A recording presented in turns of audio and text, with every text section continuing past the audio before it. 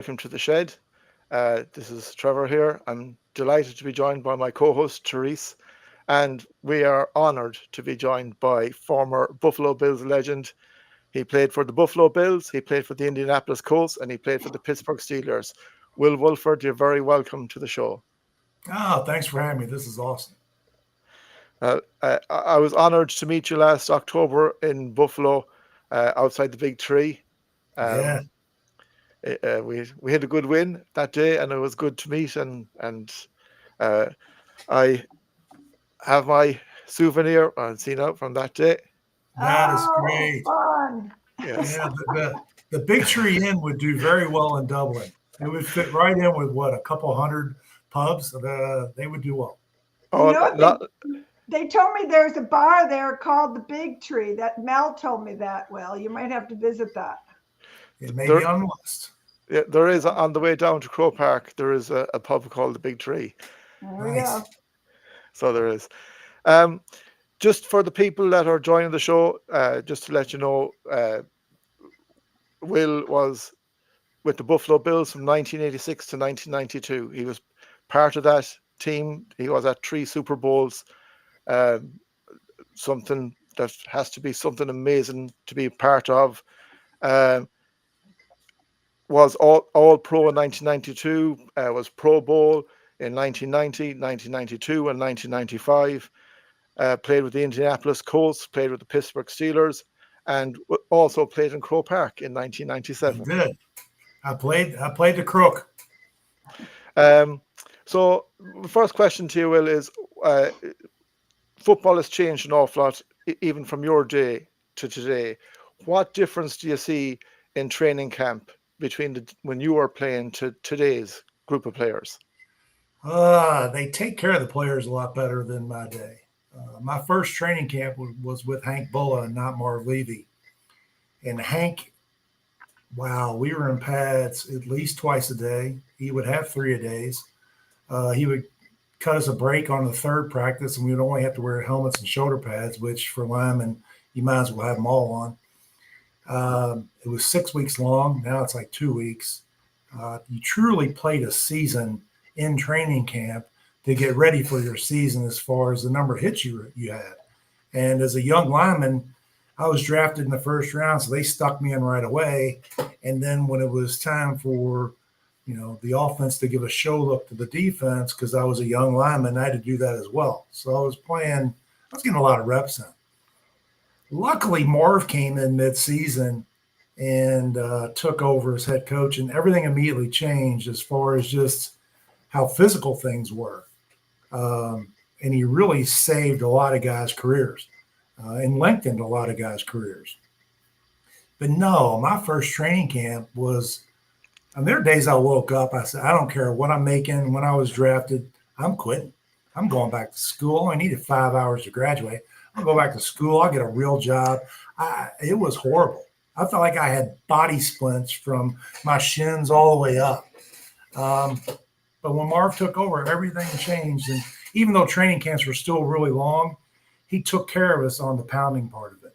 Because there were days where with Hank, I don't know, I would get 60, 70 real plays in a day. That's like a game. It was ridiculous.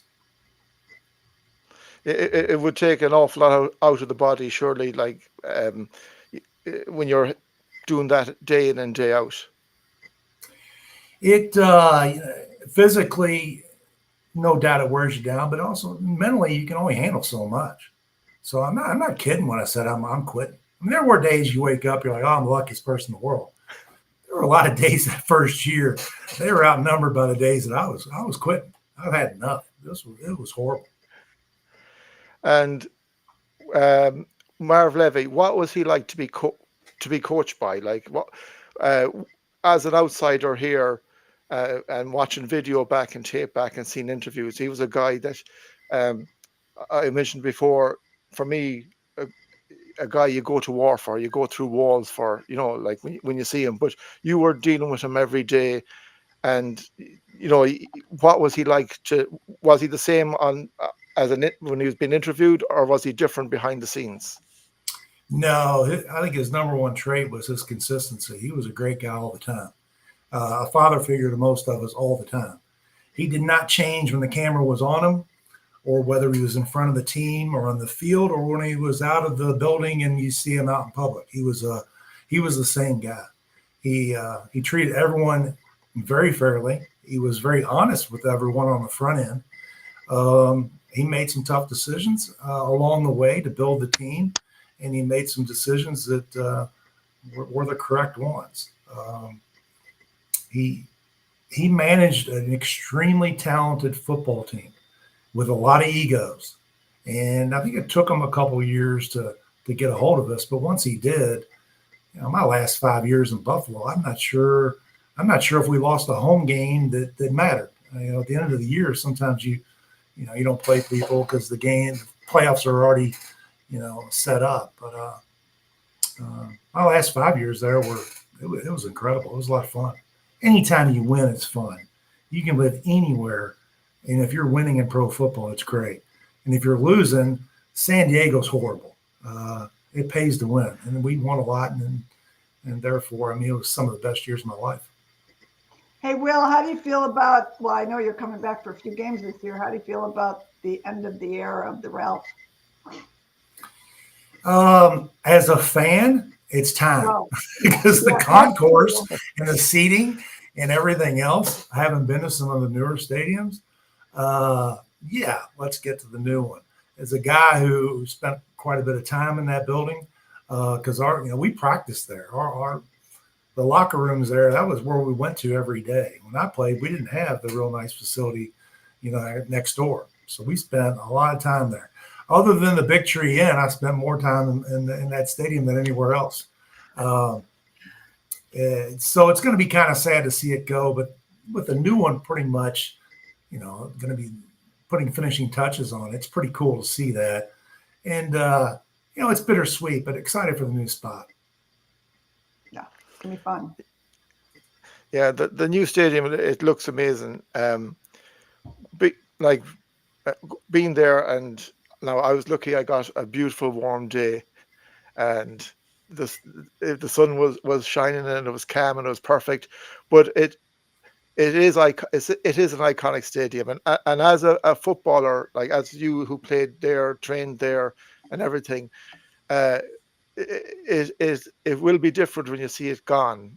With the memories you've made there.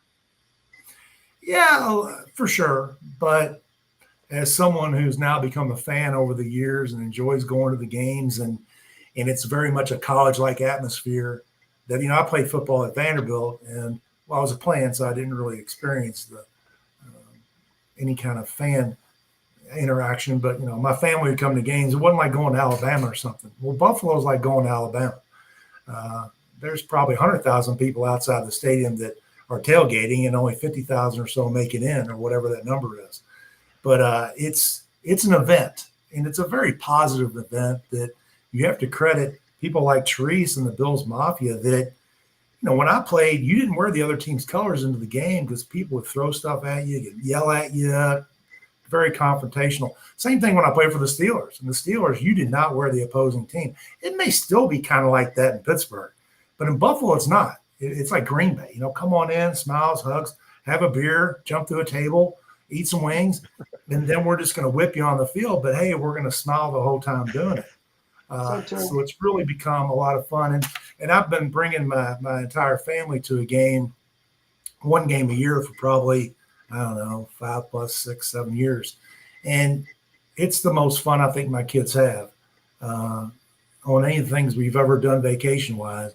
This year we're coming to the Bengals game in December, and I hope it snows. I love the snow. The kids are coming in, and we spend the whole weekend. We come in now I come in on Thursday night and stay till Monday. The kids come in on Friday, and it's an event. It's an experience. It's a lot of fun. Well, you got kids born here. My oldest was born in Buffalo. Yeah, that's right. And then the very next day, actually the day of, I signed with the Colts. So that was kind of weird. But yeah, she was born at Buff General.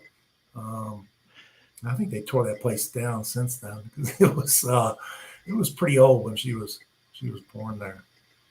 It's still Yeah, so out I there. have Yeah, I have a New York bred, an Indiana bred, and then my last one I got it right and got a Kentucky bred. So I'm good.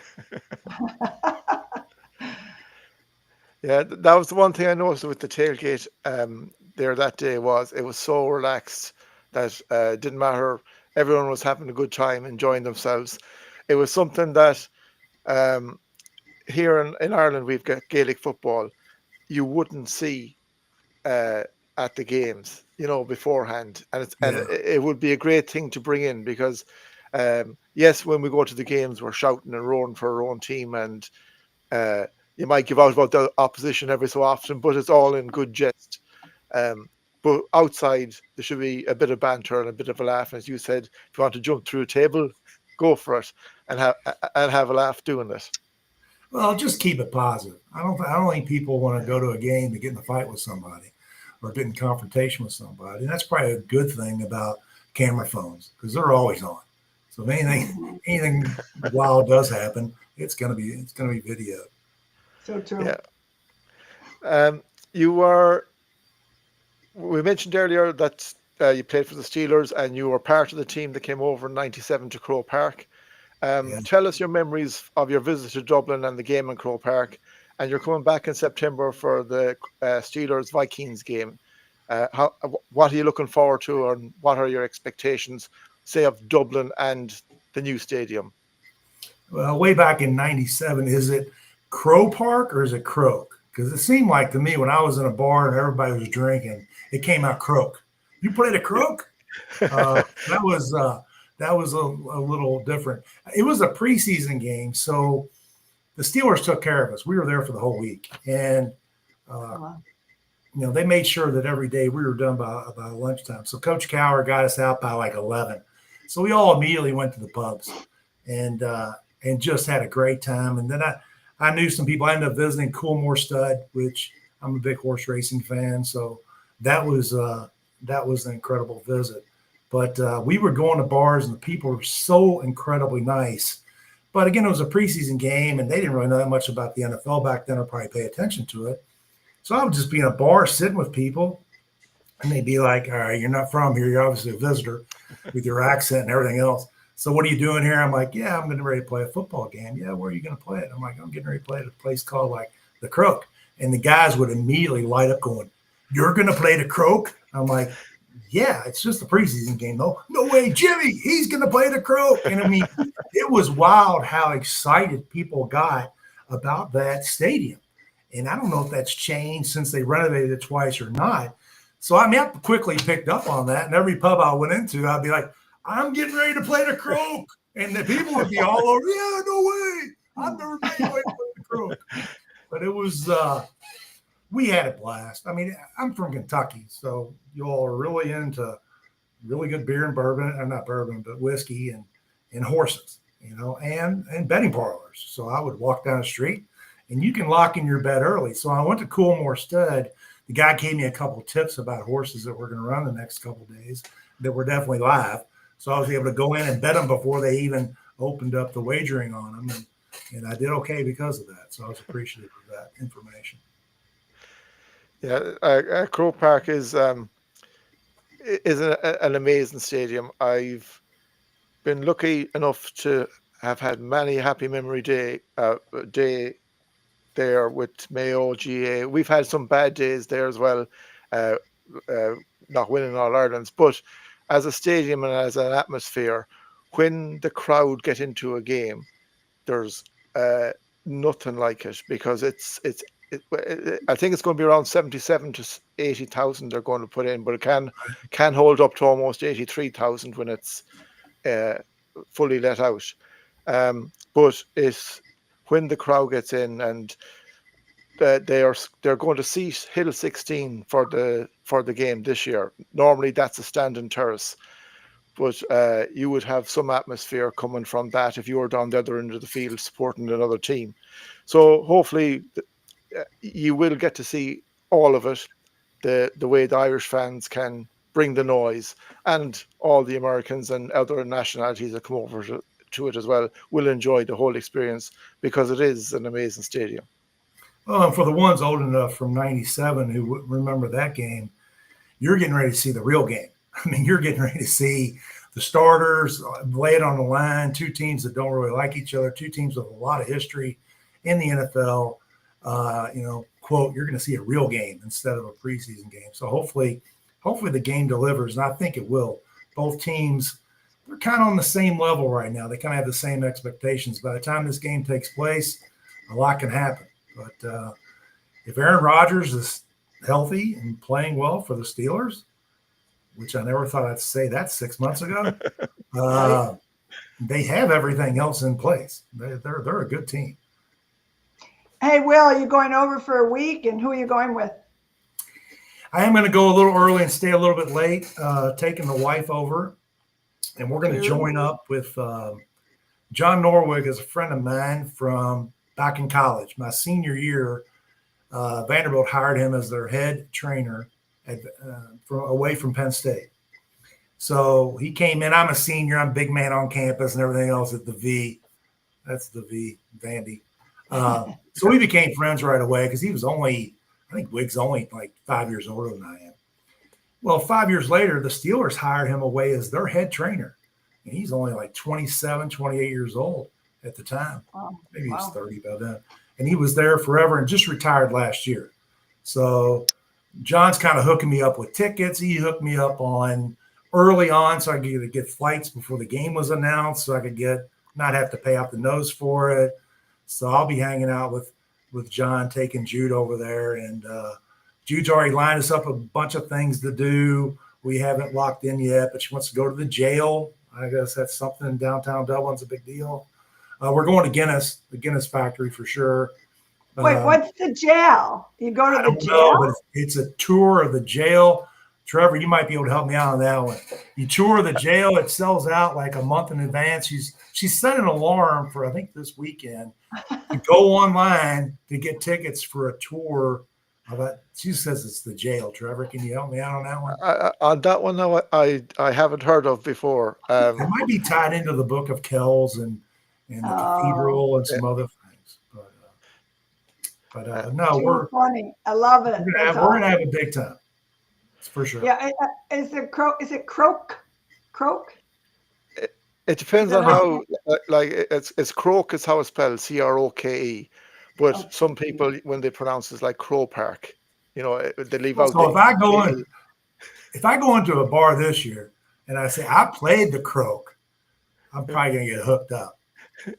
You'll be well looked after. I'm telling you, it was amazing what happened in '97. It was wild. Oh, like 97 was a huge thing because back then it was only Gaelic football or hurling that was allowed being played there. So to have an NFL game going in to play on it was something huge. And even it used to be called Lansdowne Road, but it's now called the Aviva, was the soccer and rugby stadium. But it was into the 2000s before, when they went renovating that, was before they let rugby or soccer onto the field to play. So the NFL was the first foreign sport, we would say, that was played other than Gaelic and hurling. Well, that may explain the rarity of it all. So I'll have to buy my own beer this time around, is what you're telling me. That's okay. I got to ask Trevor a question. All right, there's Guinness. But I tell you, Guinness over there, it tastes so much better than over here. Just doesn't travel well. But then there's Murphy's Irish Stout as well, was a beer that I thought was awesome. Is there any comparison between those two in your mind, or am I just wrong drinking Murphy's Irish Stout? Unfortunately, you're asking the wrong Irishman, because I don't drink. What? Man, you're a rarity. I am. No, but there is Murphy's Irish Stout. I've heard of it. There's also Smithwick's. Yeah. It's an ale that's. But I honestly, unfortunately, the wrong person to ask for. The wife drank Smithwick's, and that was between Guinness and Murphy's. Well, I don't drink like I used to, Trevor. That's for sure. Trevor, you're not in Dublin. You're in more central Ireland, aren't you? Or are you? I'm out the west. So you're not going to the game? Are you going to the game? I was trying to get tickets for the game, and I had an episode with Ticketmaster that it didn't happen. Queued up over 6 hours for it. When it got to my turn, I wasn't the only one. There was loads of people got turfed out. Had to go back to the end of the queue, and by the time we got back, there was no tickets.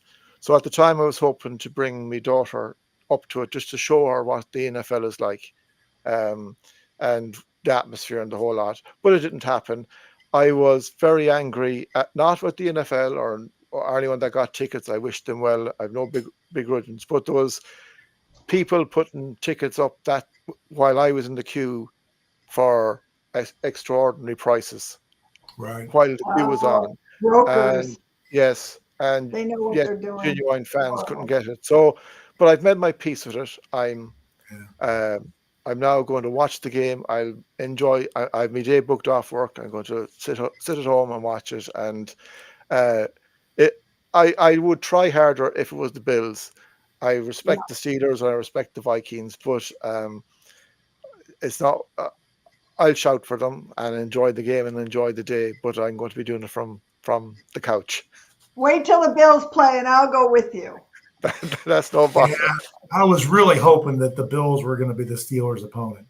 Really, Well, I think it came down to the wire there. I got awful excited. I was following a couple of the podcasts from Buffalo, and they were saying how there was two Buffalo players going on TV the day of the announcement on two different TV channels over there, and they were putting one and one together, and it was going to announce the Irish game. And geez, I was buzzing. I was there. That's it. We're going. And I got a phone call from a friend who said, "No, it's not happening. It's going to be the Vikings," and it turned out to be the Vikings. Well, if it was the Bills and you didn't have tickets, even with Ticketmaster, the biggest monopoly in the world right now, if you go day of, those ticket prices come way down. And I've been to a number of events where it's just me and the wife, and I'm like, we don't have tickets yet, but don't worry, I'll get one. Whether it's a big horse race at a racing track or the Derby or the NCAA basketball tournament or a football game. The day of, a lot of people are holding all those secondary market tickets and they crash. But with your daughter, that's not a lot of fun to say, all right, honey, we'll get in sometime in the next hour or two. Oh, yeah. That's how it was in London. The ticket prices just plummeted. So if you decide to jump on in the car and go, and it's a nice day, you never know. Or just go tailgate. Yeah, because we'll play it by ear. But as of now, I have made my peace with it. It is what it is. It's no point getting upset over something you cannot change. And I hope that everyone that goes to Dublin that day has the best of time. I hope the weather is shining, that we get to see Ireland and the people there enjoy it and the whole lot. But it was just, there was people that day that had got into the queue, got their ticket, went to pay for the ticket, and as they were putting the card details in, got fired out as well. I wasn't the only one. There was loads, but it was disappointing. But it is what it is. Going back to the 90s, Will, you were at 3 Super Bowls with the Bills. Now, the story isn't about the Super Bowl. The story for me is the journey that G had to get to these Super Bowls. What are your memories from those days? What are the ones that stand out to you? You know, the games or the days, and what was the Bills Mafia like back in the 90s? The Bills Mafia didn't really exist. Well, maybe it existed, but people didn't know it yet. They certainly didn't label it that. I think, early on in my Bills career, we were not very good.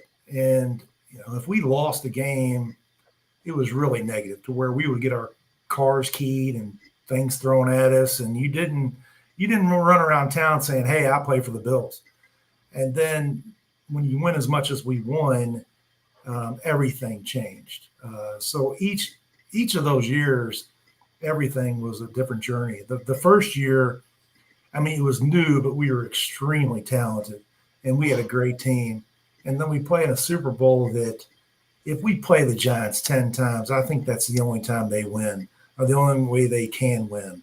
And that one was very disappointing. After that, I think the pressure just kind of built year on year. Even though we had some incredible games along the way, the greatest comeback game ever. That everybody will never forget that one. The 51-3 game against the Raiders. That's truly a highlight. On my career that I played in that game. We were underdogs against the Raiders that day. They had a loaded team and they were supposed to just walk right through us. And that game was 41-3 at halftime. It doesn't get any better than that. Plus, Al Davis was the owner then, and he was so incredibly cocky.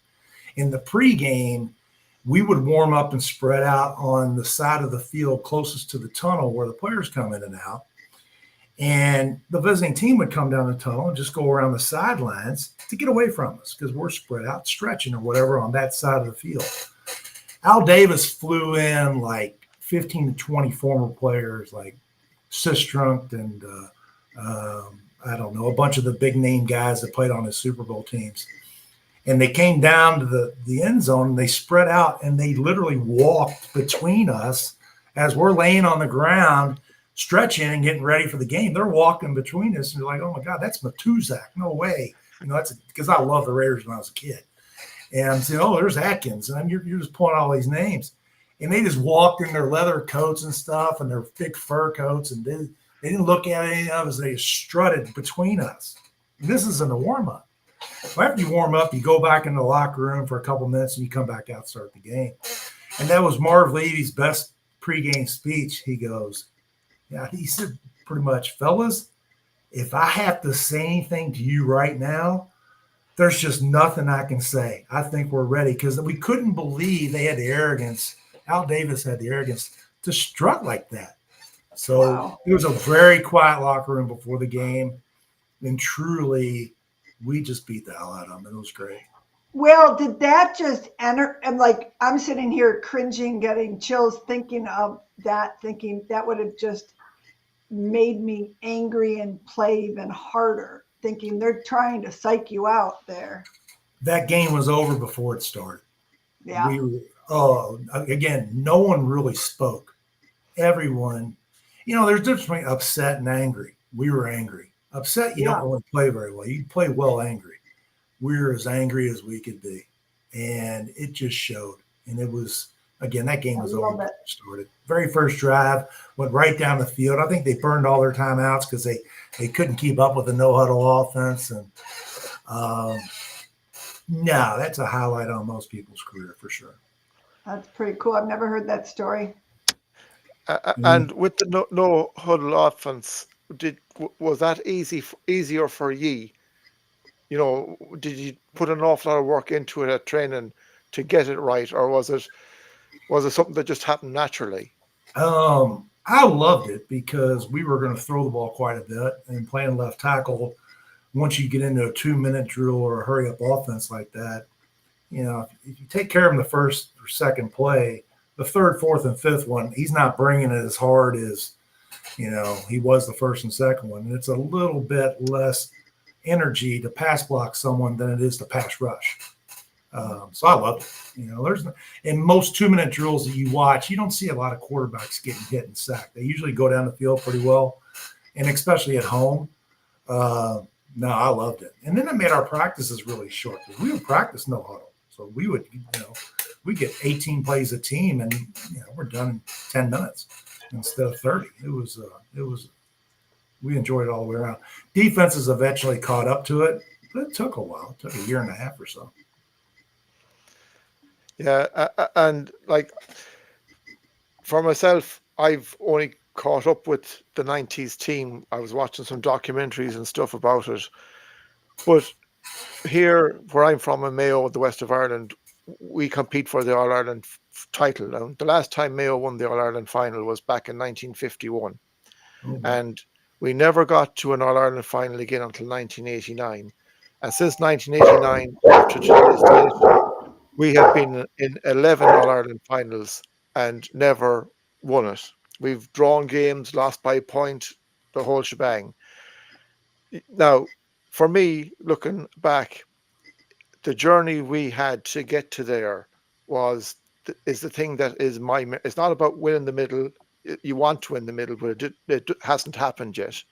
But the journey getting there and the memories of going to games, shouting for your team, you come away with some brilliant memories. You beat some great teams that you weren't expected to beat, and sometimes it's just the look of the day that it doesn't happen, doesn't go your way. Sometimes you're beaten by a better team, but to get to there is the point where you look back and you go, remember 2017 or remember 2016. We had a great team back then, and we were competing every year. For yourself, um, as a player, and that time with the Bills, and even with the Steelers and the Colts, what were the game? Like, you told me about the games with the Bills, with the Raiders and the Oilers.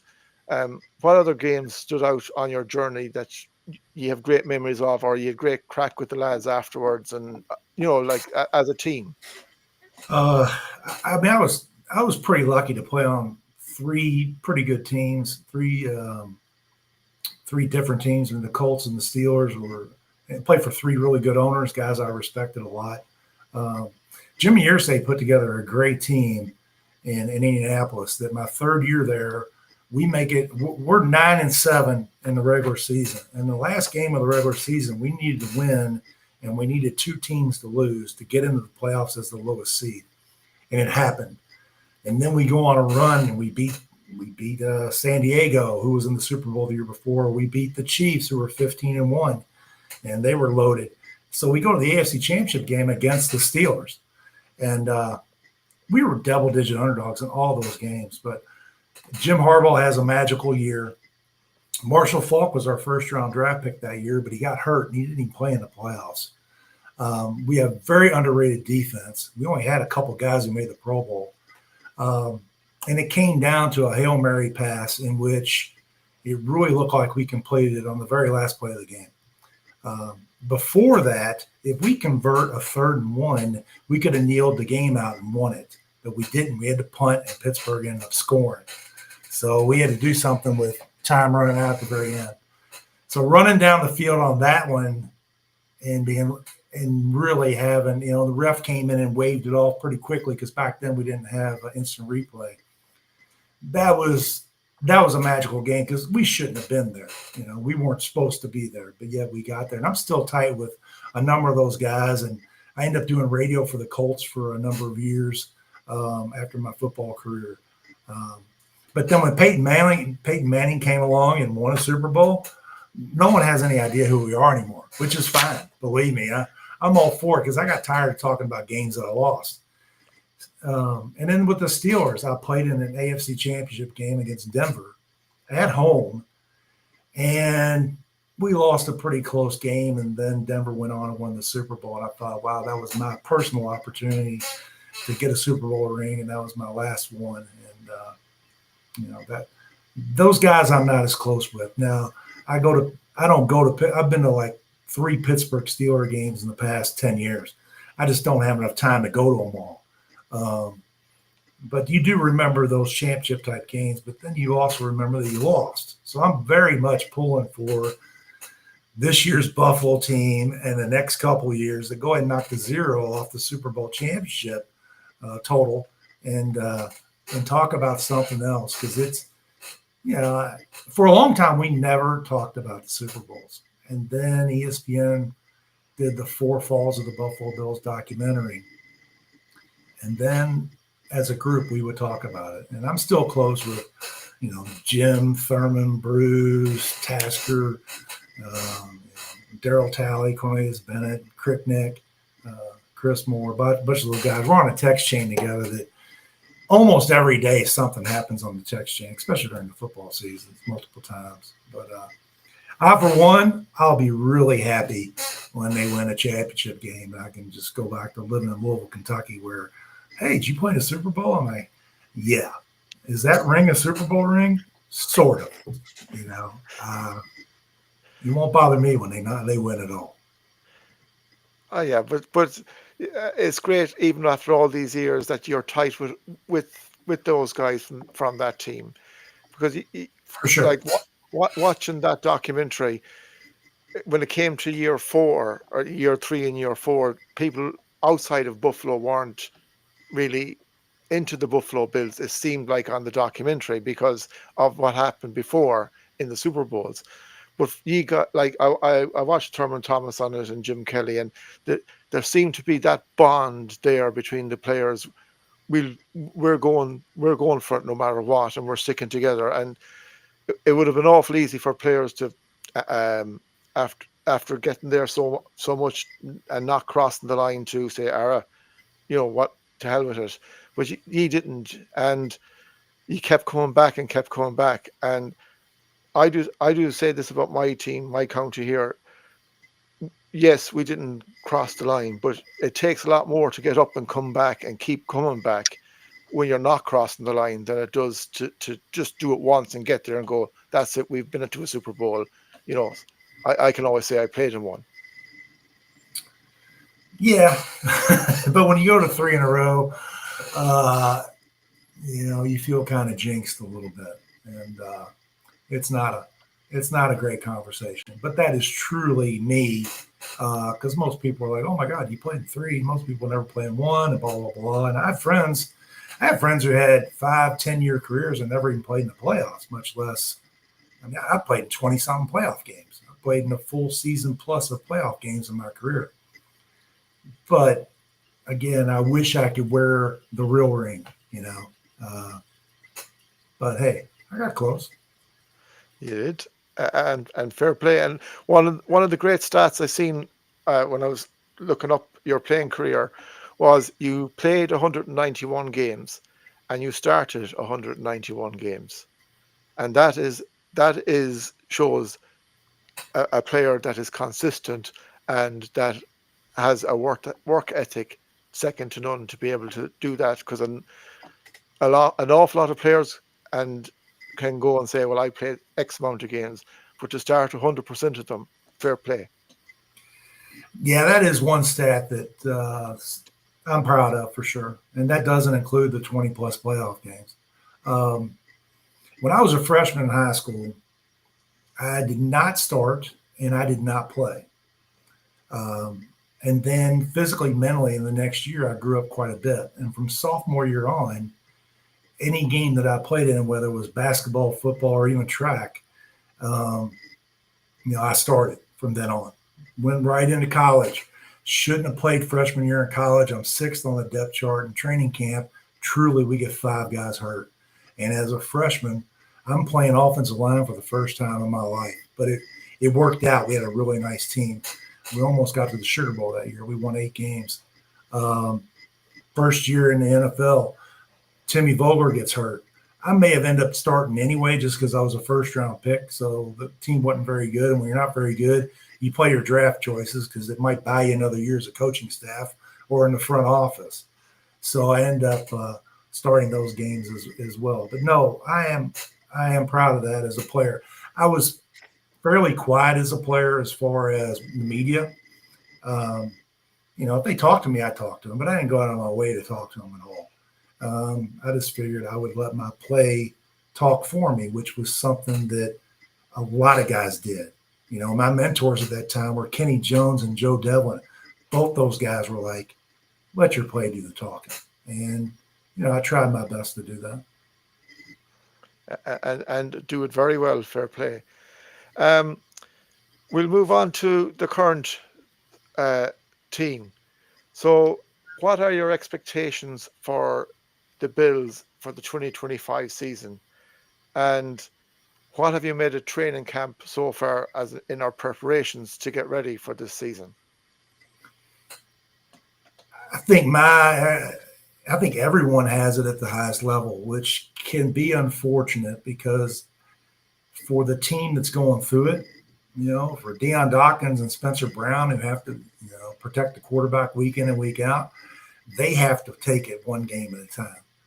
As fans, we don't. We already had them in the Super Bowl, and we should be favored and should win it. And the team is that good, though. They put themselves in that position. We talked off air. They're the only team in the NFL that preseason-wise is favored in every single game. But I've been on those kind of teams before. My last year in Pittsburgh, we were preseason favorites to win the Super Bowl, and we didn't even make the playoffs. So there is a little pressure that comes with that. But this team has kind of showed, and I think they're battle tested, that they can handle that pressure.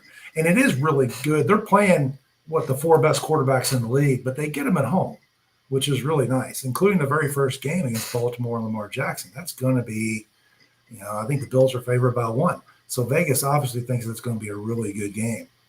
But if the team takes it one game at a time, which they're really turning the pros, and guys nowadays, they're pros. They're all maturing much faster than we ever did. My first couple of years in the league, I was just a kid. I didn't know anything. These guys have to mature immediately. It's just the hand they're dealt. So yeah, I haven't won the Super Bowl, but I'm very much willing to watch it game by game, one by one. Yeah, it has the makings of a special season, considering it's the last season at Highmark, and you have, as you said, the top 4 quarterbacks in the league coming to the stadium for its last season. Who, in your opinion, are the main challengers, be it in the AFC and the NFC, to stop us winning the Super Bowl this year? Well, obviously the Chiefs, because they just have our number, and right now, and that's something we have to get over. And not only as players, but as coaches as well. Andy Reid, somehow he gets his team to fly under the radar every single year. And we're not even talking about Kansas City and Patrick Mahomes and how good they are. Every year he does it. And that's a talent. That's a gift as a coach. That guy's great. We have to get past that guy and that team. I think in week 1 against Baltimore, we're facing as talented a team as we are, and that's going to be a heck of a battle. I'm not worried about the NFC, and maybe I should be, but we're going to get a little bit of the Eagles this year.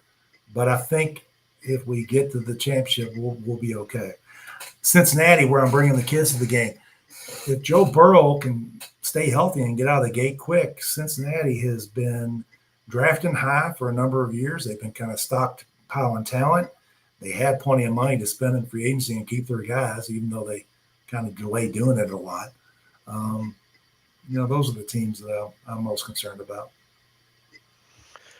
Yeah, and for ourselves, which player do you think will come from the depths and be an outstanding player for us this year? Is there anyone that needs to step up? I think on the skilled level, I don't really want to talk about it. There's a number of them. The high draft picks from the past 2 years need to come back and play well. And they've played okay, but they need to step up their game. I look at the offensive linemen, and if you look, Deion Dawkins has turned himself into one of the best, if not the best players in the league, especially offensive linemen. The only time Deion gets beat is when he beats himself. He can go back and look at the film, and he's playing at a level that it's really nice when you do make a mistake and you go back and go, I took a bad step here for whatever reason. I did something, I beat myself. He's at that level. And he's a guy that kind of came from nothing. He was not a high draft pick. He's had to work and get himself into this position. And then you look at Spencer Brown. A couple of years ago, everybody wanted Spencer Brown. They wanted him out of the league. They wanted him fired. And he reminds me so much of Howard Ballard, a guy I played with, that House's first couple of years in the league, he was a big subject of the bickering Bills back in the day. And then House turned himself into a Pro Bowl right tackle. Howard started 4 Super Bowls, made multiple Pro Bowls, and somehow he doesn't have his name on the Wall of Fame in Buffalo Stadium. He should be up there. And I'm watching Spencer Brown, who's a giant of a man, make that improvement year after year. And last year, he played really well. And if he plays as well, I think he'll play better than last year, just because he's still at that point in his career where he can play better, and he will be a Pro Bowl tackle. And I think that guy, you want to watch some greatness in the works, it's kind of him. And then the offensive line overall, if they stay healthy like they have the last couple of years, I love Josh. I love them all. But as a former lineman, you got to have the boys up front, and we do. And if they stay healthy, they will carry us. Staying healthy And is the key, right? It's always the key, Some teams can overcome it better than others, but if you go back and look at the Eagles season last year, you're like, yeah, they were pretty healthy all year long, and especially on the front offense and defensive line. Some teams have so many injuries, they're literally out of the mix. Hopefully we're the first part of that. Stay healthy. And Therese, have you, with the Water Buffalo Club, any upcoming gigs this week? Are you getting ready for we have a lot going on with the home opener and everything, but the one game I want to tell Will, he's coming in for the Saints game, which is September 26th, if I remember correctly. Well, that one I'm actually going to miss because I'll be in Ireland. But I have a charity event where we sold tickets and people fly up and go to a game where I usually chaperone them. My buddy Jay is going to have to take over before he hands them off to Eric Wood after the game to take care of them the rest of the time. But we have a second game tied to that charity event where we bring up 6 people, and that's the Buccaneers game. The Bucks game. Okay, so you'll be here for the Bucks game, Cincinnati game. Jay and I have to talk about the New Orleans game because we are going to have a brass band at the tailgate, and it's going to lead a second line down Abbott Road, and we're all going to follow the tuba and the brass band down to the stadium. Nice. And I ordered a Water Buffalo Club, like not hankies, but little towels, and I have some umbrellas, and yeah, we're working on a big fun festive second line going into the stadium. But we'll do something for Tampa and Cincinnati too, I'm sure. Planning it all out. I'm not too worried about it. It's always me. We'll have fun for you. Always a great time. Yeah, looking forward. We have just another week and a half, so it's going to be a good home opener.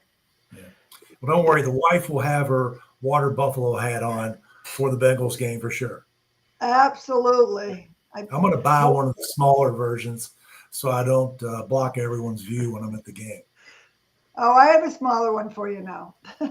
Actually, at Jim's golf tournament, I gave Daryl and Leonard Smith the Water Buffalo Club oversized necklace. Will, I should give you one of those. Then you won't block anyone's view. I'm ready. All right. We'll get you lined up. I know who to talk to. And this is, you're going to love this. This is our new koozie. Oh, that's nice. I won't lose that one. I'll lose koozies all the time. I won't lose that one. No, you can't lose this one. This is I'll have one for you when you come up. Perfect.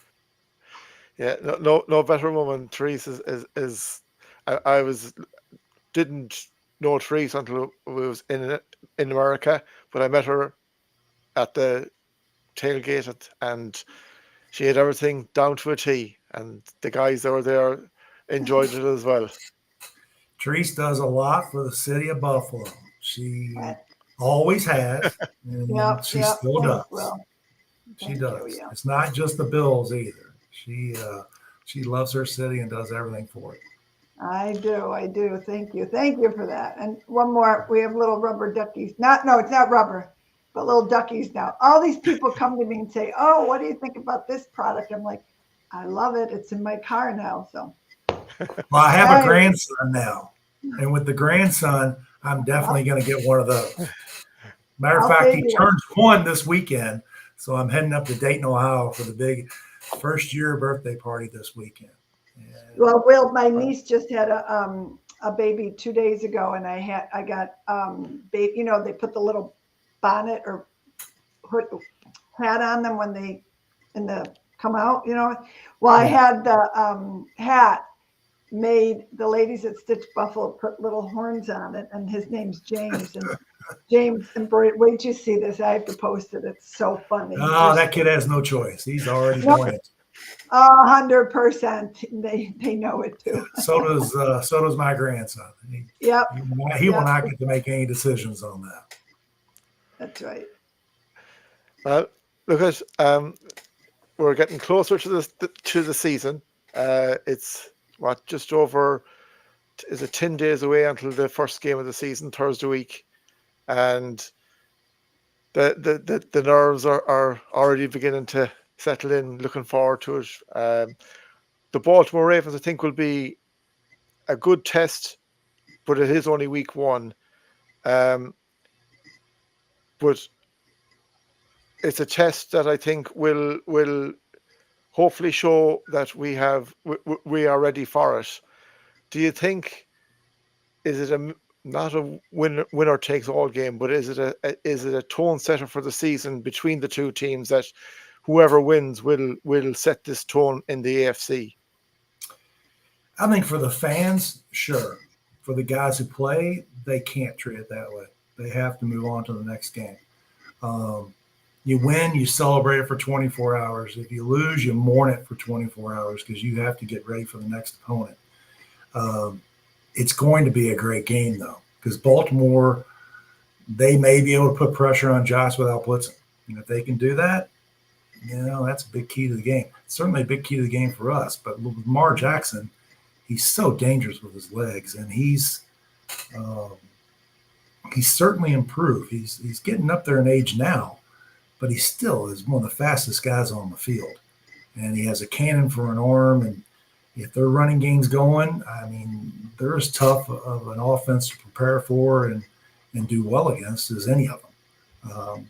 They're very unique because there's one Lamar Jackson. And I know Michael Vick was close and some other guys were close. Not from what I've seen. He's a standout, and he's very not fun to plan for. At least we have extra time to get ready for him because your game plan is a little different for a guy like that. Are you watching the game from Louisville, Will, or are you Yes. going to be in Ohio? Yeah. No, And I'll be at home. Trevor, what time is it going to be for you watching the game? Is it an 8 o'clock game? It'll be 1 a.m. Irish time, but I'll be watching it. No problem. Yeah. No problem. I mean, for Okay. a game like that, for me, I mean, the best seat is with a big TV and high def and really no one around me. I love going to games, but you don't see everything at all. I have decent seats on the 20 or whatever. I'm like, who got hurt? Who made that play? Who's down? Who was that penalty on? You can't keep up with everything. But with thank God with a big, huge, high definition television and the way they announce games now, you see everything. And there's cameras everywhere. So if you missed it the first time, you're going to see it the second time. So for a game like that, I will probably be by myself watching that one because that's one that I'll be into. Now with Jude will be there. She might be in the other room. I'll have it on 3 different TVs. I might have a room all to myself. So it depends on how the game's going. If it's tight, I need to get by myself. Yeah. Yep. Too funny. Yeah, if things are going well, it's easy to have people around you and you're relaxed. But if it's a nervous game, tight game, you don't want any distractions. You want the eyes on the TV, and you're living every play. Yeah, well, I'm lucky enough that I coached high school football, and a number of guys that my nephew John Wolford's quarterback, and he's played games, and Desmond Ritter's he started games as well. And when someone like that, it's a similar situation where I got to be alone. I want to see it all. The Baltimore game is that kind of situation for me. It's a big one. Well, we're sitting in your section, 6 of the Water Buffalo Club girls. Good. I don't know where yet because I got to wait till the Bills give me our tickets, but we'll be hopefully, on TV at some point. I think we'll have some colorful outfits on, so we'll see. You always seem to find a way to get on there. So that's good. The camera likes the hats, that's why. But yeah, it'll be fun. Now in the new stadium, that might be a little more difficult. I don't know. My seats are pretty good in the new stadium. Yeah, you have great seats over there, definitely. That'll be an experience itself. But Yep. Let's not get too ahead of ourselves. That's right. You said it. One game at a time. One game at a time. So, folks, that is the show for tonight. Will, I am delighted, honoured, and so thankful that you came on. Therese, Trevor, I thank you. appreciate you having me. Really do. And Therese, thank you again for organising this. And we are getting close to the start of the season. Hopefully, it'll be a brilliant, exciting. There'll be nervous times. There'll be happy times. Not too many sad times, but we will go take one game at a time and live it rather than look ahead to next February. It'll come pretty quick, but we'll take 1 week at a time.